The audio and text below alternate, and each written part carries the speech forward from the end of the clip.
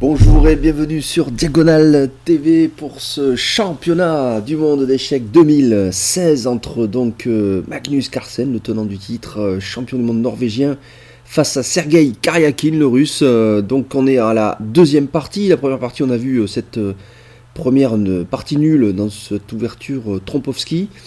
Donc ici Karyakin a les blancs. Que va-t-il jouer? Quel va être un peu le thème du match avec les blancs pour Karyakin? On va le voir tout de suite.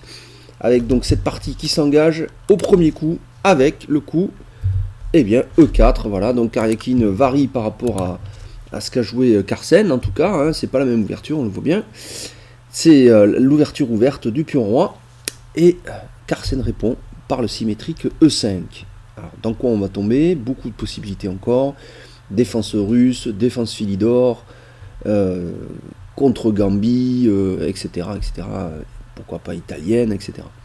Et bien on va voir cavalier F3, déjà, donc on se dirige vers des parties italiennes, écossaises ou espagnoles. Cavalier C6, et c'est maintenant là qu'on va savoir de quoi il s'agit, en fonction du coup des blancs. Il y a plusieurs possibilités, bien sûr. Ça dépend, le plus souvent, soit on pousse D4 tout de suite, soit on sort ce fou, alors soit en C4, soit en B5. Et bien que choisit Karyakin ici? Préparation, bien sûr. Fou B5, alors fou B5, il y a encore des possibilités, il y a encore des sous-variantes, évidemment. C'est quand même caractéristique ce coup de la partie espagnole, ou la fameuse, bien sûr, Ruy Lopez, qui donc, dans son livre de 1561, pour la première fois dans l'histoire du jeu, avait mis au point cette ouverture pour contrer la prétention de Damiano, puisque Damiano, lui, proposait que cavalier C6 soit la meilleure réponse des noirs. Et Ruy Lopez avait répondu que fou B5 était sans doute le coup le plus avantageux dans ce cas-là pour les blancs. Cette fameuse partie espagnole. Donc on fait pression sur ce cavalier avec l'idée de prendre le cavalier tôt ou tard et de manger le pion E5. Mais en fait, en réalité, c'est difficile de le manger tout de suite. Parce que même en cas de prise et cavalier prend E5, et bien la dame, ici D8, peut venir en D4, attaquant le cavalier et le pion. Mais en tout cas, la pression est là. Et tôt ou tard, la menace pourrait devenir d'actualité. Donc les noirs, voilà, jouent à 6, puisqu'ils n'ont pas peur de l'échange en C6. Les blancs donneraient la paire de fous, puisqu'on donnerait un fou, on n'en aurait plus qu'un, donc on n'a plus la paire. Alors que les noirs auraient la paire, on prendrait du pion D, bizarrement. Dans ce cas-là, avec les noirs. C'est la fameuse variante d'échange, dont Laurent Fraissinet, d'ailleurs en France, le grand maître Laurent Fraissinet, double champion de France, est un grand spécialiste, et qu'il a joué avec succès. Fischer aussi jouait ça. Et pas peur de rentrer dans cette bande d'échange qui est quand même tactique, très technique, dans une finale assez rapide. Et là, ici, on joue aussi, bien sûr, la grande variante. Karyakin propose de rentrer dans la fameuse grande variante de l'espagnol, grande variante de la Ruy Lopez, fou A4. On décide donc de ne pas prendre, on garde la pression, on invite les noirs à s'affaiblir un peu et le dame finalement, jouant B5. Ça chasse le fou certainement. Le fou peut venir en B3, attaquer F7, mais on s'affaiblit un peu les pions de l'aile dame. Voilà, c'est les grands thèmes, hein. Vous pouvez revoir toutes les parties Diagonale TV sur cette ouverture espagnole, on voit toutes ces variantes dans différentes parties, il y en a beaucoup, hein. C'est une variante très connue. Bobby Fischer disait de cette ouverture qu'on pouvait la jouer comme ça pendant 20 ou 25 coups, et il disait on trait la vache. Voilà, c'est un peu un geste mécanique pour traire un petit peu le maximum de la position. C'est assez facile à retrouver les coups théoriques en fait. Donc on continue, cavalier F6, le coup standard. Maintenant les noirs donc ne jouent pas tout de suite B5, ils préparent le petit roc assez rapidement. D'abord ils attaquent E4, ils vont ensuite sortir le fou, et une fois qu'ils sont proches de faire roc, ils peuvent jouer B5, et à ce moment-là ils finissent leur développement assez facilement. Petit roc pour les blancs. Fou E7, voilà, on sort le fou. On peut aussi envisager de le mettre en C5. Alors, E7 c'est bien. Alors attention, parce que maintenant, en cas de prise du cavalier, pour les blancs, les noirs pourraient jouer quand même dame D4 ici, attaquant les deux. Mais après, il y a un tour E1 qui commence à créer des vis-à-vis. Ici, tour roi, le roi n'ayant pas roqué. Mais bon, en fait, on voit bien que c'est quand même assez facile pour les noirs de roquer. Donc D3, voilà. Alors ce coup est important, D3. Je protège E4. Et ça veut dire aussi que j'abandonne un D4 rapide. Voilà, je ne vise pas le coup D4 rapide. D'autres variantes plus lentes, enfin différentes de l'espagnol. On joue plutôt la tour en main pour protéger le pion. Et ensuite on va jouer C3 pour que le fou puisse revenir en C2. Et C3 aide à la poussée D4. On veut rentrer dans le centre. Alors en jouant D3, on pourra jouer D4 aussi plus tard, mais voilà, c'est quand même un tout petit peu différent. Donc B5 maintenant, attention, puisque maintenant qu'on protège bien sûr le pion E4, la menace fou prend, pion prend, cavalier prend est une vraie grosse menace. On perd un pion central sans rien, puisque tout est protégé au centre, il n'y a pas de contre-attaque. Donc là il faut faire quelque chose. Donc B5 c'est bien sûr le coup. Fou B3, et là on pourrait se dire, ben, je continue à chasser le fou, mais ça marche pas. Puisque en jouant cavalier à 5, le fou n'a pas de case, mais on perd toujours pareil le pion au 5. Donc il faut d'abord défendre ce pion, ce que fait Carsen tout de suite. T6, on protège. Et maintenant, attention, on menace, entre guillemets, pseudo-menace, quand même, c'est pas une menace définitive, bien sûr, mais c'est quand même une menace, c'est de jouer cavalier à 5 pour éliminer ce fou. Ce fou est très important pour les blancs. Vous voyez, là, ici, on a la petite chaîne de pions blanche, ici, mais le fou est au-delà des pions, donc il contrôle une superbe diagonale, ici. Surtout que le roi va roquer, donc en plus il vise le roi derrière. Donc c'est un fou très puissant. Hein, voilà. Il ne faut pas que les blancs le cèdent contre un cavalier. À la limite contre le fou de case blanche adverse, qui pourrait venir à un 6 pour s'échanger, pourquoi pas. Mais pas contre un cavalier, en laissant le fou de case blanche des noirs, ici, avoir de très belles cases, un très beau jeu sur l'échiquier. Hein. C'est hors de question de lâcher ce fou. Donc voilà, on joue à 3. Ici, voilà. Karjakin joue à 3. Il aurait pu jouer C3 aussi, sans doute. Hein. C3, et en cas de cavalier à 5, on joue le fou en C2. Mais je pense que c'est pas l'idée. On va voir son idée à Karjakin. Hein. Bon, c'est un début un peu connu quand même, mais c'est intéressant de noter ces petites subtilités. Voilà. Donc A3, c'est donc l'idée ici simplement sur cavalier à 5, fou à 2. Voilà, tout simplement. Petit roc. La cavalier C3, voilà. Donc Karjakin joue le cavalier en C3. Donc s'il avait joué C3 pour enlever le cavalier n'aurait pas pu venir en C3. Il aurait fallu qu'il aille en D2.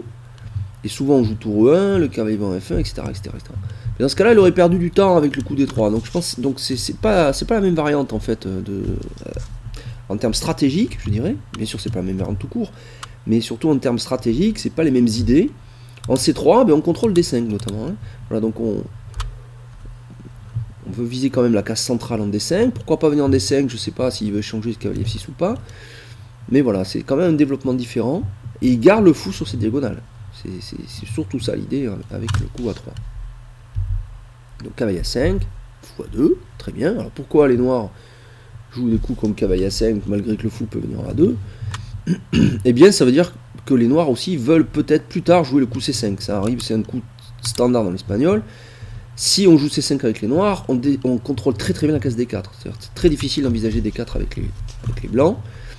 Et donc c'est un coup tout à fait intéressant. On peut jouer sans doute C5 tout de suite, mais Carsen préfère quand même éliminer tout de suite ce fou. Voilà. Donc il joue, regardez, voilà, fou E6. Donc il n'a pas peur que les blancs prennent en doublant les pions, mais c'est pas très grave de doubler les pions ici, parce que du coup, cette masse de pions noirs contrôle très bien le centre, les blancs sont repoussés, ils ne peuvent pas aller faire grand chose sur le centre, et en plus on a libéré la colonne F, qui pourrait devenir du coup un thème d'attaque. Hein. Voilà, on a une semi-colonne là, ouverte, qui tape sur le cavalier. On pourrait envisager pourquoi pas doubler les tours sur cette colonne, je ne sais pas, et pourquoi pas, c'est une petite attaque avec les pions.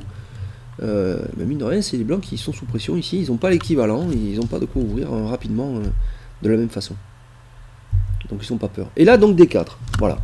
Donc là les blancs jouent maintenant D4, on n'a pas joué C3, donc on est prêt en cas de prise de reprendre soit de la dame, soit probablement plus du cavalier, attaquant E6, forçant les noirs sans doute à prendre en A2. On peut aussi là tout de suite, on menace quand même, puis on prend E5, bien sûr. La vraie menace c'est de prendre un pion. Et si les noirs reviennent avec le cavalier, bien sûr, attention, D5 et il y a fourchette. Donc on ne peut pas faire n'importe quoi avec les noirs. Hein, on est quasiment obligé de procéder à des échanges. Il faut d'abord, on élimine d'abord le fou. Tour prend, fou prend.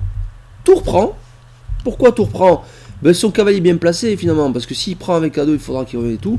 La tour, bon, à 2, elle peut revenir à 1 aussi, revenir, bon, ou alors on peut envisager aussi, on pousse les pions, on arrive à pousser les pions, je sais pas comment, mais imaginons que ce soit possible, et dans ce cas-là, la tour pourrait coulisser sur la deuxième. Bon, C'est un peu long, mais bon. Enfin, pourquoi pas prendre la tour, c'est pas très grave. La position n'est pas vraiment ouverte, on n'est pas pressé de replacer ses pièces. On préfère garder notre cavalier ici au contrôle des cases centrales. On a deux cavaliers magnifiques, hein, qui sont dans leur case quasiment optimale. Donc il n'y a pas de raison de les bouger. Bon, d'autant que si on prend du cavalier, en plus, évidemment, il y a pion 4 en prise. Donc ça pose tout de suite quand même un gros problème aussi. Hein. Voilà, tour 8. Ici, tour 1, voilà, il revient avec la tour, tranquillou, vous voyez, pas de problème pour Karyakin. C'est un peu lent par contre, hein, on voit bien que là, il perd un peu de temps. Donc on peut se dire, qu'étant donné ces pertes de temps, étant donné que les blancs n'ont pas vraiment menacé des choses au niveau du central, ils ont poussé tard le coup des 4, bon, ils ont bien sorti leurs pièces, mais pas vraiment dire qu'ils aient davantage, il n'y a même pas la paire de fou, bon, il n'y a rien du tout, quoi. Donc cavalier C4 pour les noirs. Maintenant attention, c'est un cavalier ici qui était à la bande, on dit, hein, c'est-à-dire à l'extérieur de l'échiquier, on le ramène vers le centre, parce qu'il faut qu'il contrôle des cases dans le camp adverse, il ne faut pas avoir une pièce comme ça qui est un peu hors jeu. Voilà. Il va pouvoir être chassé par le coup B3, mais il peut revenir en B6, et pourquoi pas ensuite, il pourrait venir en D7, et pourquoi pas C5, un jour ou l'autre si on échange en D4, si ce pion disparaît. Ou il peut aussi venir en D7, pourquoi pas en F8, venir en G6, viser la case F4, voilà. Bon. Enfin, ce cavalier est quand même très libre, il n'y a pas de problème, et donc il bouge pour trouver sa meilleure case, il est en train de chercher sa meilleure case. Donc les blancs, voilà, très bien, surprotège le 4 enfin, très important, vous voyez, tôt ou tard on est quand même obligé de jouer tour 1, on surprotège ce pion, ce qui nous permet en cas de prise d'avoir l'esprit tranquille, on protège du cavalier, on protège de la tour, donc même si les noirs peuvent attaquer du cavalier F6 et de la tour, il n'y aura jamais de problème. La tour est quand même mieux placée en E1 qu'en F1, on n'a pas l'idée de jouer F4 de toute façon, donc on garde ses pions devant le roi tranquillou, et on vise une bonne tension au centre, une bonne pression au centre, petite pression sur E5, on peut menacer des coups comme B3, on peut regarder d'ailleurs, tiens, si les blancs avaient joué ici B3, qui est une idée, hein, avec l'idée, le cavalier bouge, et on prend ensuite en E5, prise, et cavalier prend, on a l'air de gagner une pièce. Mais simplement ça marche pas, on n'est même pas obligé. On pourrait prendre en D4 d'abord, mais ça marche pas parce qu'on fait cavalier B6. Hein. Enfin, ça marche pas. Vous allez voir qu'en fait, en tout cas, c'est pas très gênant parce qu'après pion prend E5. Simplement, les noirs reprennent en E5. Voilà. Et là, imaginons que les blancs, d'abord échangent les dames par exemple. Tour prend. Et maintenant, on prend le pion E5. Bon, mais c'est facile, regardez. Pour les noirs, on joue par exemple le coup simple. Fou C5. Ou bien même fou F8, voilà. Et la tour attaque le cavalier, et derrière il y a le pion E4 qui est en prise avec la tour y compris. Et alors si on joue un coup comme F4 pour essayer de s'accrocher au pion, on peut toujours essayer. Hein. Dans ce cas là les noirs pourraient venir faire un échec avec le fou en C5, première chose on sort le fou avec gain de temps sur le roi. Ici le roi est venir, et maintenant regardez, magnifique, hop, D4 et la partie est terminée, on peut arrêter parce que là il y a un clouage terrible. On va prendre sans doute ensuite en E5, voire même en E4, c'est-à-dire que là par exemple si les blancs jouent fou B2, on pourrait faire cavalier prend E4, et en cas de prise on prend le fou B2, la tour bouge, on peut soit prendre à 3, soit reprendre en E5, c'est une catastrophe, tout qui tombe, puisque dès que les pions ne sont plus liés au centre c'est une catastrophe. Vous voyez, donc ça marche pas hein, du tout, il n'y a rien à faire, donc il faut bien préparer tout ça, donc tour E1. Et là maintenant tour C8, voilà, alors tour C8, on comprend que ce coup est logique si on a compris ce que j'ai dit tout à l'heure, hein, c'est-à-dire qu'on peut jouer dans l'espagnol souvent C5, voilà. Donc en C8 on n'est jamais mal placé avec la tour, donc voilà. Bon, maintenant après c'est toujours un peu curieux de mettre la tour d'abord derrière le pion avant de le pousser, mais bon ça dépend des estimations, en tout cas c'est un coup tranquille qui prépare des coups logiques, hein, donc ça peut pas être un mauvais coup, c'est un bon coup. H3, très souvent joué dans l'espagnol, H3, petite fenêtre pour le roi en cas de du couloir très tard dans la partie, et puis surtout on contrôle la case G4. Voilà, donc on empêche des cavaliers G4, bon, pas de menace hein, sur cavalier G4, mais bon. Et une autre idée aussi, c'est que souvent la case G4 aide le cavalier F3, c'est-à-dire le cavalier peut venir en H2, puis il vient en G4, et en cas de prise, donc on reprend du pion, bien que la dame puisse prendre, mais on reprend du pion, ça ramène un pion vers le centre, et ça crée une masse de pions dangereuse face au roi noir. Ça ouvre la colonne H en plus, ça peut être un thème. Voilà, bon, on n'en est pas là. H6, voilà, le noir tranquillou, pareil, pas de problème. B3, voilà, ça y est. Alors donc là, maintenant, on joue le coup B3 qui va chasser ce cavalier qui est quand même un peu menaçant. Et puis surtout, sans doute, on veut mettre le fou sur B2. Parce que où va ce fou? C'est un problème de développement des pièces. Il faut trouver des bonnes cases. Il suffit pas de sortir les pièces. Il faut trouver des bonnes cases pour les pièces. Donc si j'avais joué fou G5, c'était pas trop mal, puisque je proposais d'éventuels échanges. Bon, je peux venir ensuite en H4, G3, peut-être G2 si je me fais attaquer. Bon, c'est discutable, c'est pas forcément terrible, mais c'est jouable. Et ici, en jouant en B3, non seulement je chasse le cavalier, mais c'est pas tellement l'idée, c'est que je libère la case B2. Voilà, je veux venir en B2, parce qu'en B2, j'ai une magnifique diagonale ici pour le fou. Parce que de toute façon, ce pion E5, soit il va prendre en D4, soit on pourra prendre nous-mêmes en E5, avec un fou qui ajoute de la pression avec le cavalier. Donc on a un fou très très bien placé, ici, en B2. C'est sans doute sa meilleure case. En plus, il est inattaquable, et en plus, il a un petit œil aussi sur le pion A3 en restant en B2, ce qui fait que cette tour pourra bouger sans craindre tôt ou tard l'attaque du fou de case noire ici, le fou adverse, le fou noir sur le pion A3. Voilà, donc en B2 c'est vraiment une superbe case pour ce fou. Donc trouver la meilleure case c'est important. Cavalier B6, Carsen joue le seul coup quasiment, on va pas revenir en A5. S'il est venu en C4, c'est pas pour revenir en A5, c'était pour aller en B6, on l'avait vu. En B6, ben, il contrôle un peu le centre. Il peut aider à soutenir un petit peu, pourquoi pas une poussée D5, ça pourrait s'envisager tôt ou tard, pas tout de suite mais tôt ou tard. Ou alors il peut aussi revenir en D7, F8, G6 par exemple, pour viser, comme on l'a dit, F4, surtout quand le fou est en B2, là, on a une belle case en F4. Voilà, plein de possibilités, ou D5, ou voilà. C'est un fou un cavalier qui est tranquille. Et puis en B6, il est pas si mal. Il est un peu dominé, mais bon, on peut pas dire qu'il est hors jeu non plus. Voilà, fou B2. Et là, regardez, tranquillou pour les noirs. Fou F8, voilà. De toute façon, F8, le fou garde l'œil possible sur A3, même si maintenant c'est bien défendu. Mais surtout, en jouant F8, on libère l'action de la tour. Voilà. C'est-à-dire que la tour E8, maintenant, protège 5 et aussi menace, tôt ou tard, de prendre en D4. Et donc, la tour et le cavalier font une double pression sur E4, mais c'est défendu 2 fois, on l'a vu. Donc, pas de problème pour les blancs, mais voilà. On met une petite pression supplémentaire en mettant un fou sur sa meilleure case, où il n'est pas attaqué, où il ne gêne pas la tour. Donc les blancs maintenant choisissent de prendre, puis on prend un 5, puis on prend un 5. Et là, pouf, petit coup, A4. Intéressant. A4, petite pression sur l'aile dame, voilà, c'est ce qu'on a vu au tout début, si vous vous rappelez, c'est que les blancs un peu incitent les noirs à attaquer le fou B5, le fou qui était venu en B5, A6, x4, B5, bon très bien, on gagne de l'espace, mais on s'expose aussi à se faire attaquer les pions. Alors c'est classique aux échecs ça, il y a beaucoup d'ouvertures comme ça où un des camps pousse l'adversaire à dire vas-y pousse tes pions, vas-y envoie les pions au centre, c'est sûr que tu prends de l'espace, ce qui est un avantage, mais le revers de la médaille c'est que ces pions sont proches de moi, donc je vais pouvoir les attaquer plus facilement aussi. Voilà, c'est plus difficile à attaquer les pions dans le camp adverse que s'ils sont bien avancés déjà, presque dans notre camp où on peut commencer à les contre-attaquer.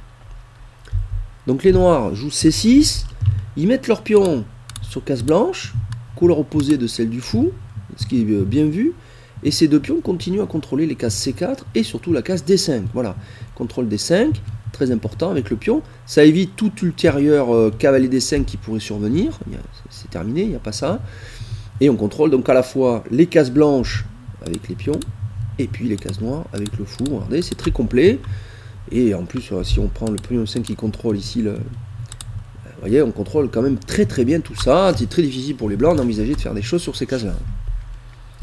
Donc ici, dame prend D8, échange de dame, on entre dans une finale.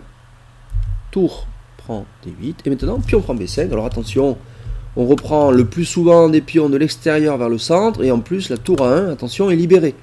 L'idée de la 4, c'est que ça, bien sûr, ça attaquait un peu les pions, et puis c'était l'idée d'ouvrir cette colonne.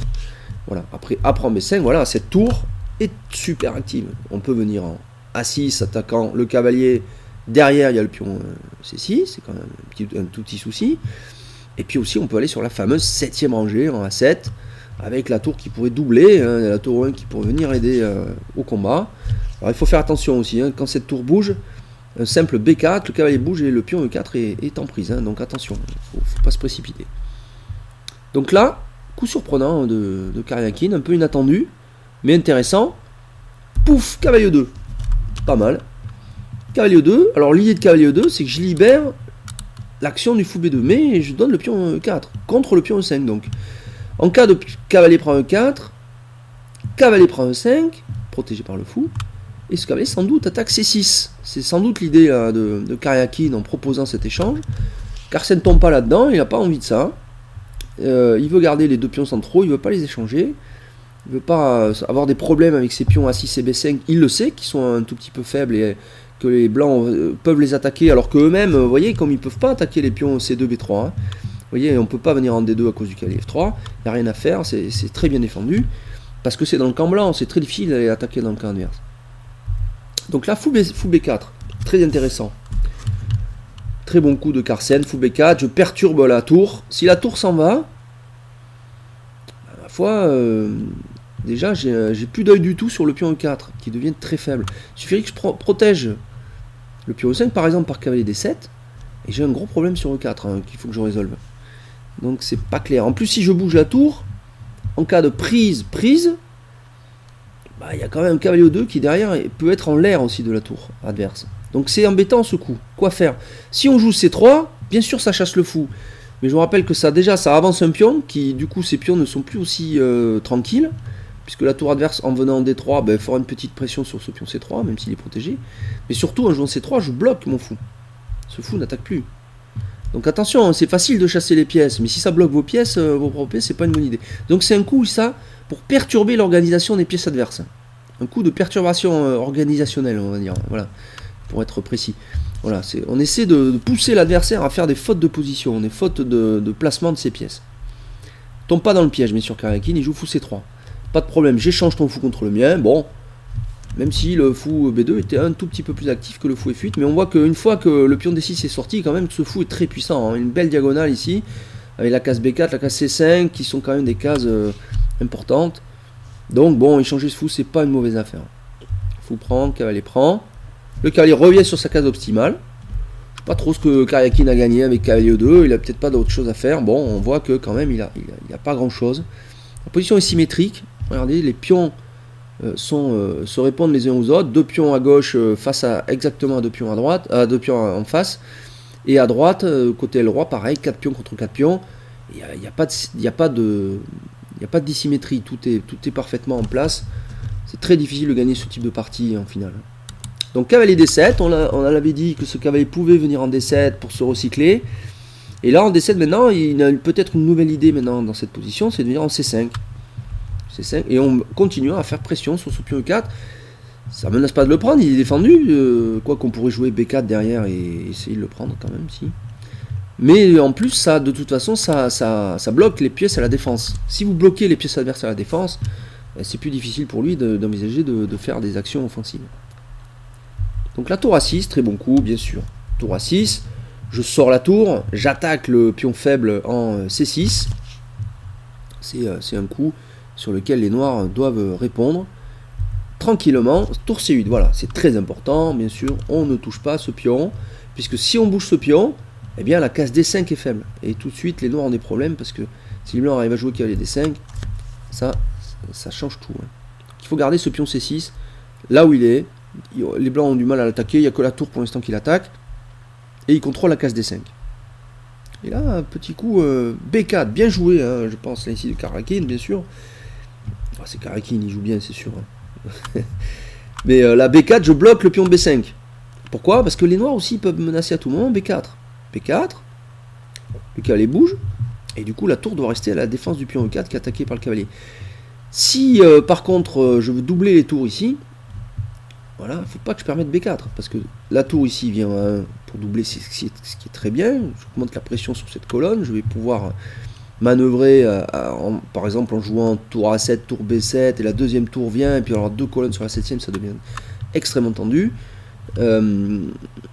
Mais si je fais ça, B4, le cavalier bouge et je perds E4. Donc c'est pas possible. Donc en jouant B4, les blancs bloquent ce pion B5. Ils contrôlent aussi la case C5 au passage, ce qui est pas mal, puisqu'on avait dit que le cavalier pouvait envisager de venir en C5 pour attaquer, maintenant c'est plus possible. Donc c'est un petit coup positionnel qui contrôle une case de développement, qui bloque le pion adverse. Et qui donc permet tour 1. Parce qu'il n'y a plus B4 pour les noirs, et donc le cavalier C3 n'est pas délogeable. Voilà, il protège E4, sans pouvoir être attaqué. Donc ce petit coup, n'a l'air de rien, il est très important pour faire des manœuvres ultérieures. Carsen, évidemment, a tout à fait compris tout ça. Il va simplifier la position avec une très très jolie manœuvre. Regardez ça. Tour 6, voilà, bien joué. Tour 6, très intéressant. Vis-à-vis tour-tour, ça veut dire quoi? Les noirs envisagent de faire des échanges ici. Il y a la tour ici qui vise C2. Ce pion, on peut l'échanger à tout moment en jouant C5. Donc s'il y a des échanges, la tour se trouve sur la colonne C, ce pion va tomber, il est tout seul. Il faut calculer un petit peu, mais ça, on voit bien que c'est très difficile d'aller défendre ça. Donc on voit bien son idée, il veut jouer C5, et en faisant un vis-à-vis tour-tour, il va en plus échanger une paire de tours. Alors le problème, c'est qu'il va doubler les pions, mais on va voir justement, c'est ce qui va se passer. Tour B1 pour les blancs essaient de contrer l'idée des noirs en disant, bon mais attention, hein, si tu joues C5, ben, j'échange une fois, je prends C5, et le pion B5 sera perdu, je vais prendre de la tour du cavalier, sans doute de la tour pour activer, mais les noirs, c'est pas grave.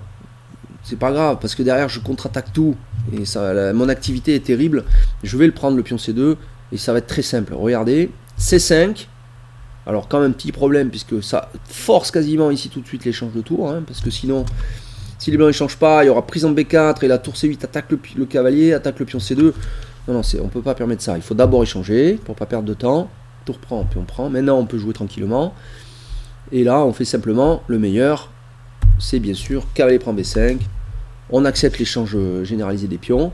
Si on avait tenté pion prend C5, bah, ça marche pas tout simplement parce que les noirs jouent tour prend C5. Bien sûr, maintenant que la tour est en B1, c'est pour ça qu'il l'a mis, je peux aller prendre en B5 du cavalier, mais dans ce cas-là, le pion C2 tombe aussi. Hein. Voilà, donc c'est la même. Hein. Donc en fait, il fait, après prise, il prend en B5. Sinon, c'est les noirs qui auraient pris l'initiative ici en prenant en B4. Et maintenant, simplement, on reprend. Et voilà, bon, en plus, et la tour. Donc contrôle attaque C2 et on peut pas vraiment défendre ça, et en plus regardez maintenant le fameux pion E4 est en plus en prise, donc les noirs ici peuvent choisir quel pion ils prennent d'ailleurs, hein, soit C2 soit E4 hein. Bon, alors il réfléchit Carsen ici, Karyakin d'abord réfléchit là ici, il reprend en B4, donc en faisant ça en plus, donc il protège E4, donc les noirs vont se venger sur C2, voilà. Les échanges sont finis, on a échangé les pions. Alors le tout petit souci qu'on pourrait se dire, c'est quand même on est pions doublés. Bon, c'est vrai. Les pions doublés et en plus séparés. C'est un léger avantage effectivement pour les blancs. Le problème c'est comment en profiter. Final tour et cavalier comme ça, bon, c'est difficile de manœuvrer ici parce que, imaginons que le roi vienne en F7, on peut faire un échec en D6, c'est vrai quand même aussi un peu. On peut harceler un peu ce roi, mais on peut pas tenir vraiment le cavalier en D6 une fois que le roi est en F7, cavalier échec, roi E7, le cavalier bouge. Difficile d'aller chasser ce roi, soit il est en E7, soit il est en F7, il protège bien. E5 est protégé par le cavalier D7, et puis cette tour va pouvoir aussi harceler peut-être un pion, le pion E4 avec le cavalier F6 qui attaque, la tour qui pourra attaquer, et puis surtout le roi blanc, vous allez voir. Les blancs font quand même le coup cavalier D6, ça protège le 4, ça remet le cavalier un petit peu vers le centre, ça empêche roi F7. Bon, ça retarde un peu le développement noir, mais simplement ici Carsen fait échec, voilà, tranquillou, roi H2, et tour C2, voilà, il répète, et oui, parce que le roi blanc là a du mal maintenant à aller vers le centre. Comment je protège ça? Je peux pas laisser tomber ça, parce que si ça tombe, non seulement je perds un pion, bien sûr, mais ça laisse le pion 4 isolé, dans ce cas là la position est complètement... sera à l'avantage des noirs avec le pion de plus, mais bah, les pions doublés, bon, ça serait quand même quasi nul, hein, très difficile de faire quoi que ce soit. Donc là, la seule solution pour les blancs d'éviter maintenant le perpétuel, là, c'est de nouveau un échec, ce serait de venir en G3. Bon, mais ça c'est dangereux. C'est dangereux parce que il peut se passer des trucs. Alors on peut imaginer par exemple, ici on pourrait envisager, pourquoi pas, cavalier G5 échec, roi H4. Et maintenant en plus oui, le cavalier pourrait venir en F4 ou ouais, attaquant G2. F2 est toujours attaqué. On pourrait aussi, pourquoi pas, envisager cavalier, l'autre cavalier qui vient en F6. Ici. Et là, attention, il peut y avoir des menaces de mat. Parce que regardez, ça, c'est contrôlé par le cavalier. Ça, c'est contrôlé par le cavalier. Et G5, c'est mat, quoi. Alors, on est obligé de donner une pièce, en fait. Hein. Voilà. Donc c'est quand même un tout petit peu embêtant. Bon, imaginons ici que les blancs jouent encore G4, ici, dans cette position, pour attaquer le cavalier H5, mais on peut jouer G5 qui gagne pas tout à fait une pièce alors, dans ce cas-là. Parce que si G5, cavalier prend, pion prend, roi prend. Le cavalier se protège, mais celui-là, il est attaqué, donc il faut le bouger. Si on le bouge, on perd le cavalier. Alors là, par contre, c'est la catastrophe, donc ça marche pas. Donc là, G4, encore on s'en sort, mais en fait, dans ce cas, les noirs ici, ça pourrait simplement jouer tour prend F2, tout simplement, j'ai gagné un pion au passage. Si les blancs prennent du pion ici, ben, ils ont des pions complètement hors jeu. On prend le cavalier, et alors les noirs ont un gros avantage. Donc bon, donc c'est dangereux d'aller en G3, vous voyez.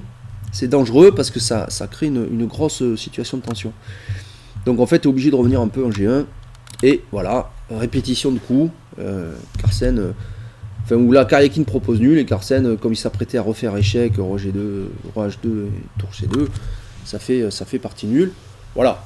Donc vous voyez que ces pions doublés, c'est pas trop grave, parce que l'activité de la tour noire est forte. Le pion E4 est encore un peu isolé. Même le petit avantage positionnel blanc, les blancs n'ont pas le temps de le consolider là pour le mettre en jeu. Voilà, une jolie partie, un petit peu dans le style de la première, avec je dirais avec comme ça une bascule en finale technique.